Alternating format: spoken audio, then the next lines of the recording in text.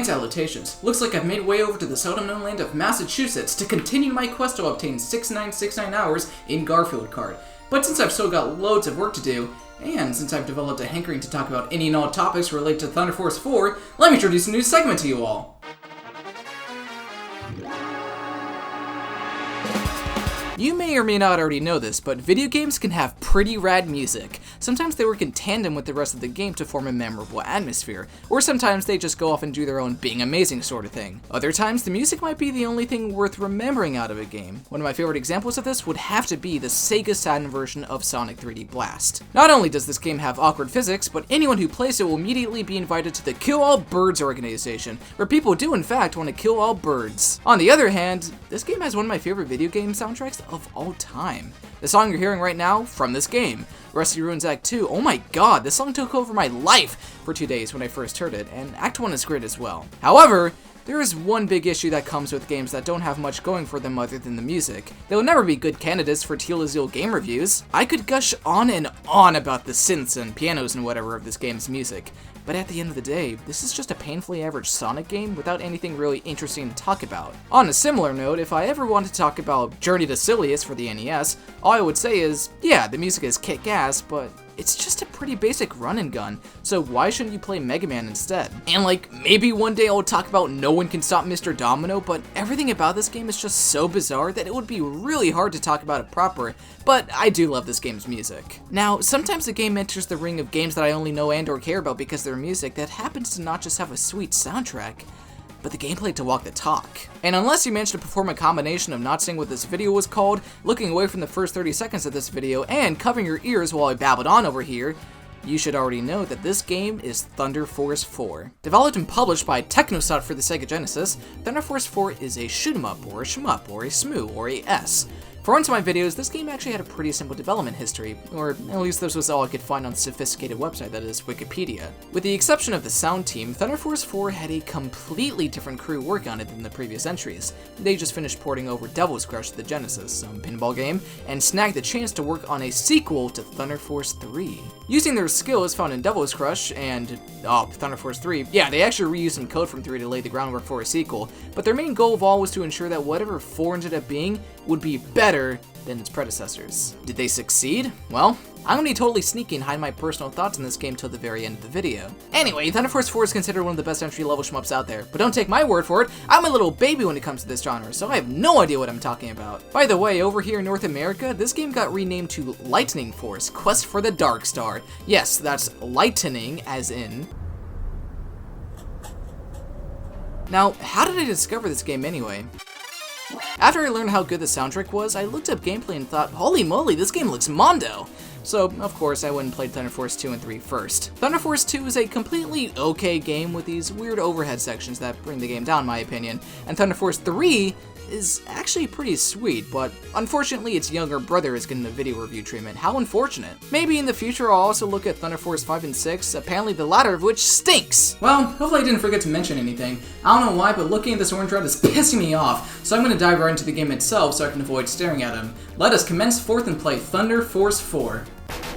For the first time in my life, I have a story to talk about that isn't all too complicated for once. It is completely and utterly the last thing I think about with this game, and with the apparent exception of Thunder Force 5, that extends to most of the series. But let's get it out of the way so we can get to blasting losers in the face. Thunder Force follows the chronicles of the constant space wars between the Galactic Federation, the good boys, and the Oran Empire, the lamer gamers. Despite rather impressive advancements made in previous games, the war continues to be a war in Thunder Force 4, set 2 years after Thunder Force 3. The Oran Empire and its leader, Chaos, still have the upper hand over the Galactic Federation, who failed to make a dent despite several operations. In addition, a mysterious planet known as Vios had a whole bunch of Oran Empire members, plus Chaos, so this became the prime target for the Federation. In a last-ditch effort to turn the tides, all their development and hopes were placed on a single super advanced starfighter, part of a series of ships used previously in the war. Two very anime-looking fellows, Roy S. Mercury and Carol T. Mars, decided to step up and take the plunge into war, assuming control of Fire Leo 04, Rhinox.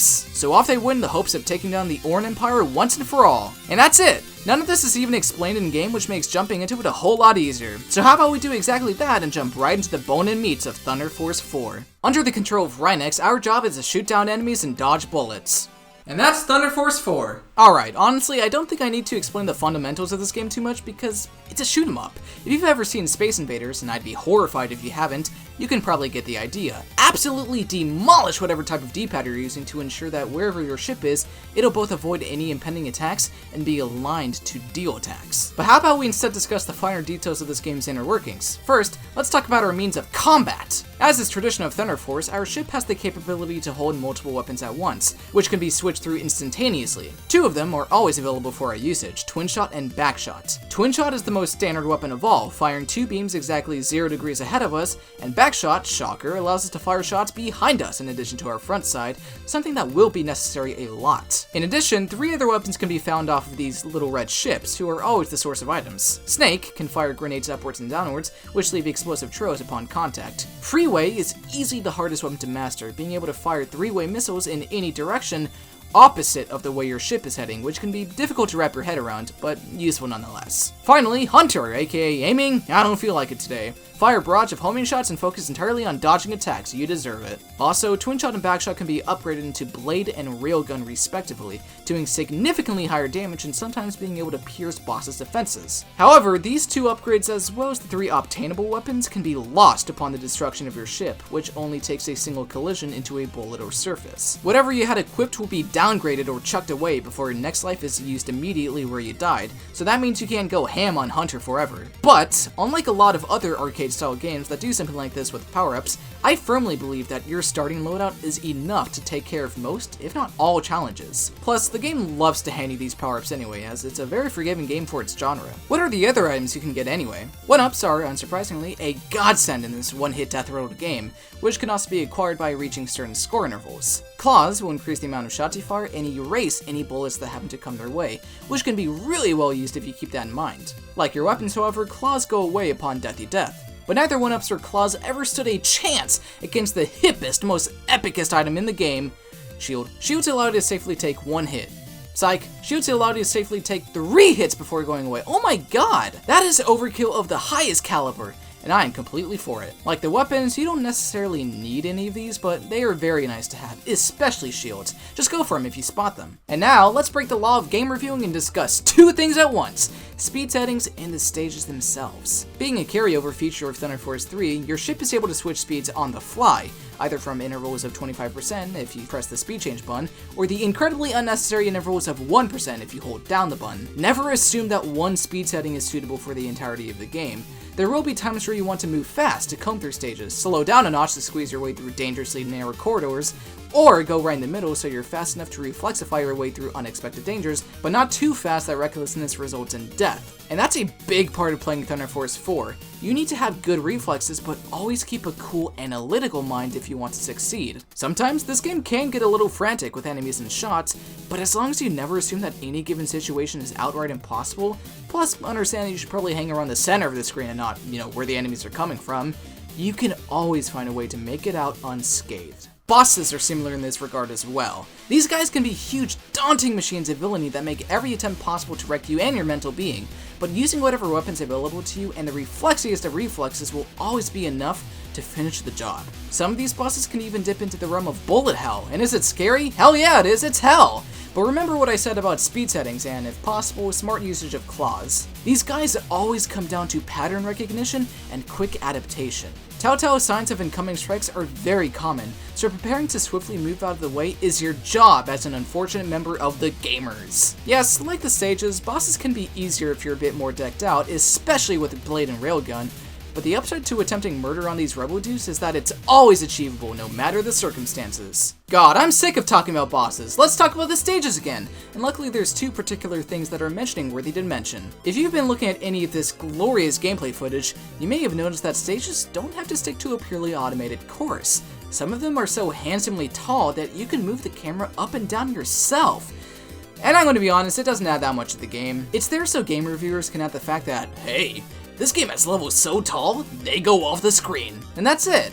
All it does is make me more nervous that I'm gonna ram into an enemy at some point, which kinda contradicts that whole thing I was yapping about, with a concentrated mind being able to always avoid enemies. But Whatever, how about we instead talk about something that's actually super cool? The first 4 stages in the game can be tackled in any order you so choose. The stages will always be referred to stages 1, 2, 3, 4, but this adds a really cool layer of strategy whenever you start a new attempt at this game. You could go the regular order, but what I like to do is take down the stage I consider to be the hardest first, in my opinion stage 4, then proceed with all the others like normal. The amount I like this mechanic is somewhere around the this is pretty sweet threshold, because this is pretty sweet. But after we clear the first 4 stages, it's time we head on to stage 5, cross the starry abyss that is space, and ruin this big battleship's day. A huge epic battle that takes us to so many different sides of the ship, with our comrades of the Galactic Federation coming in to help. This is awesome! Too bad our friends suck, but this is still a really cool moment of the game. Sadly, our time of reckoning is put to a disappointing end when this guy comes in and kills everyone. His name is... what kind of name is Versus? Well, Versus being so ashamed of his rather idiotic name, he flees the scene, and then this happens.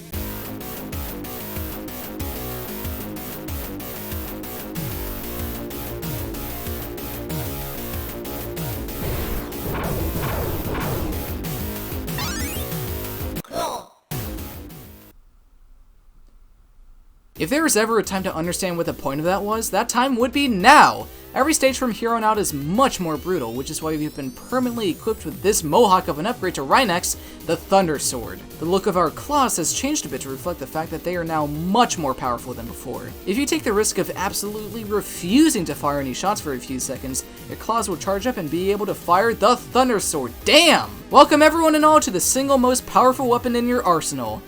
Assuming you have claws, of course. During the stages, it's an alright ability with a decent range, though sometimes you have that moment where the knockback of the Thunder Sword unintentionally knocks you into a wall or throws you off, and that right there is the epitome of... oh, come on. But against bosses and mid-bosses, your senses will instead range from holy moly, that did a big ol' heap of damage, to Jesus Christ, did I just one-shot that guy? By the way, there's a really cool fact about this game that I don't believe I've dwelled on enough.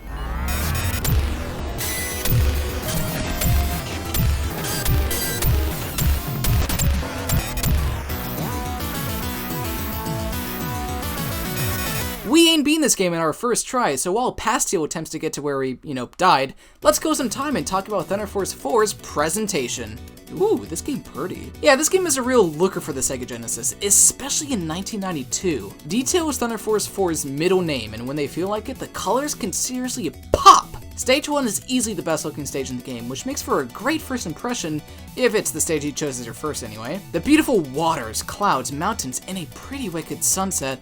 Ah, this is nice. There are some stages where colorful colors take a bit of a backseat in exchange for more traditional yet atmospheric looks, but what I said about rich detail still reigns true. All the sprites for ships, bullets, effects, weapons, whatevs stick out in a great way, and I love that Rhinox gets a permanent change to its look in the second half of the game. Hey, it even changes the life icons, neat! And good golly, these boss designs are something to behold, managing to both look cool and feel cool when you progress in blowing them to pieces. But literally, who cares? Because it's time to talk the thing that I went on about for like 2 years at the start of the video, music. Thunder Force 4 has a pretty decent size of songs with a good amount of variety, but it's very likely that they fall into one of 2 camps, super energetic and fun and awesome, or pissed off metal, both of which are amazing. Let's begin wasting time and listen to some music, starting off with the song that got me to discover Thunder Force 4, Sand Hell.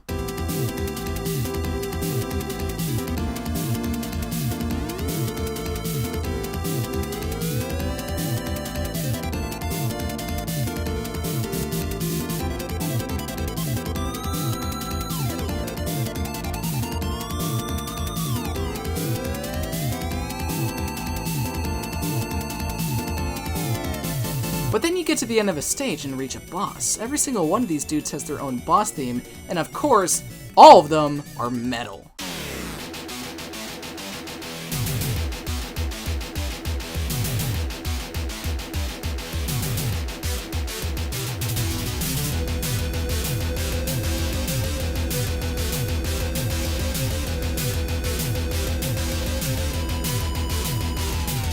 And there's so many good songs, you have no idea how long I wanted to use the stage select theme for the intro of my comment video. And then for whatever reason I did use stage 2's theme for that video, that was kinda silly of me. All 3 songs for the leaderboards are amazing, all the songs at the end of the game are amazing, especially the staff roll.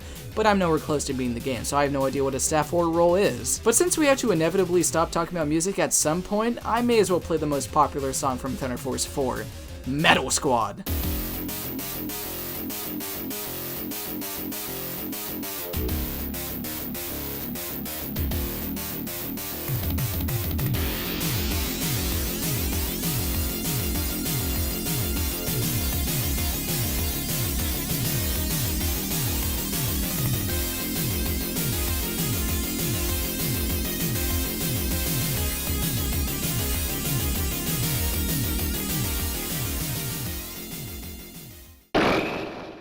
Alright, we're back at Stage 8 and we're done with Stage 8. We are finally exploring the inner operations of Vios and stomping our way to the end, hoping to encounter the leader of the planet or possibly Chaos. And man is this place difficult. Security lasers that blast out at you when detected, this guy who crashes the ceiling down on you, the only instance of a vertically scrolling section, a pretty tense scroll through snakes of small robo critters, and dick flippers! There's even this one section where tons of easy peasy enemies fly your way, except for one dude who just refuses to die.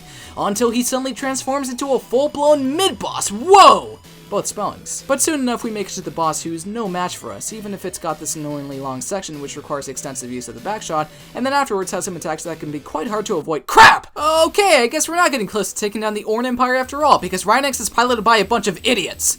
Well, it looks like I need to talk about something again to pass the time. Considering I just died to a pretty difficult boss, the last thing I'd really want to discuss is having the ability to make this game more difficult. Let's talk about difficulty options. Yep, you all got pranked, tricked, and even zoinked. Everything you've seen and heard about was all in this game's normal difficulty. In truth, there are 4 difficulties: easy, normal, hard, and maniac. Easy cuts down on enemies and bullets, hard does the total opposite of that, and maniac, just look for yourself. Across all of my recording sessions, I was able to see the whole game through on easy, normal, and hard. And I think with enough practice and understanding of the game, the 3 of them are able to be beaten and conquered if you've got the will to do so. Easy is still no walk in the park, and hard is a bit crazier but relatively possible to handle. Maniac, no. It feels completely separated from the other difficulty options, which makes it very hard to get into. I was only able to record footage of the first 4 stages, but for experts of shmups, I'm sure it's a great time and probably fun to learn. However, there's one little thing that makes beating this game on all 4 difficulties absolutely worth it.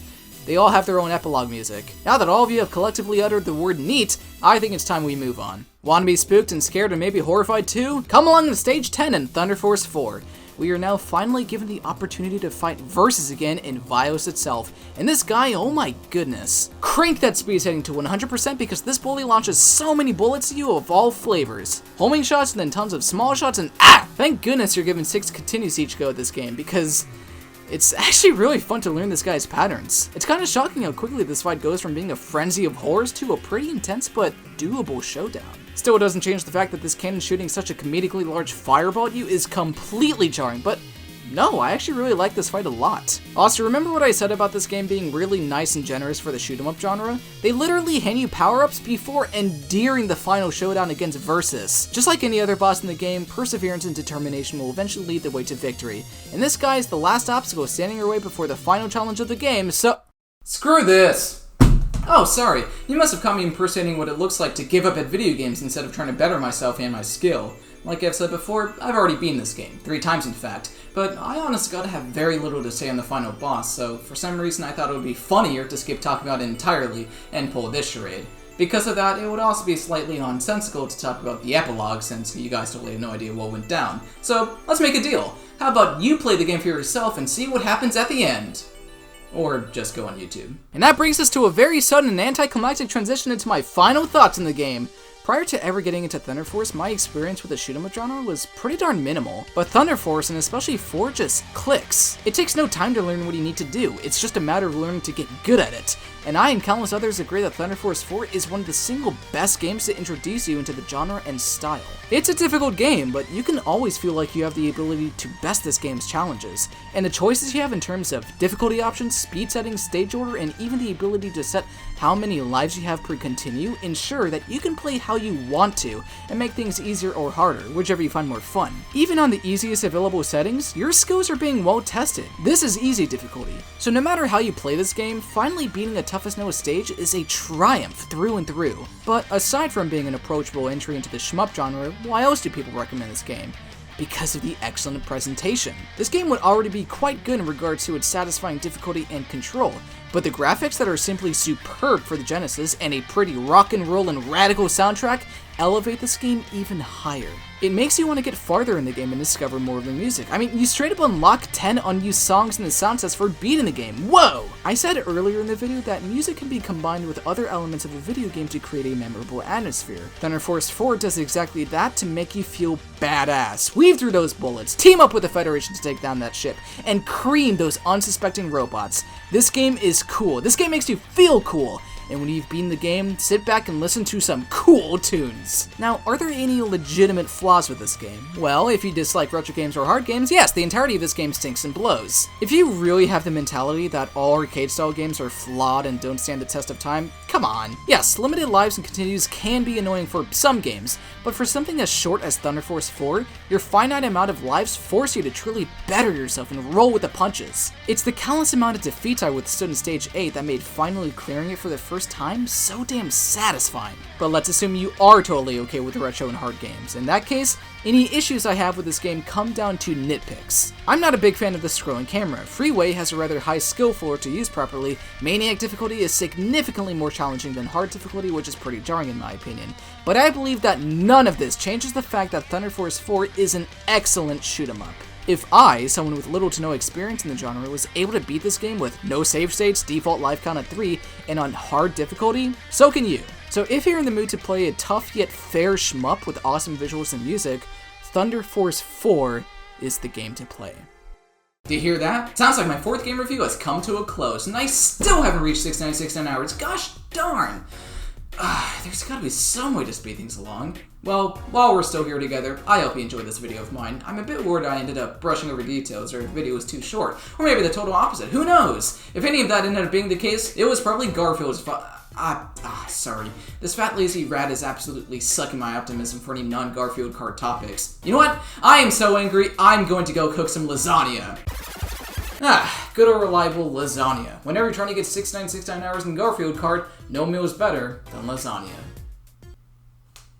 Oh, I seem to have reached 6969 hours. Huh, I guess that means it's time for me to review Garfield Kart.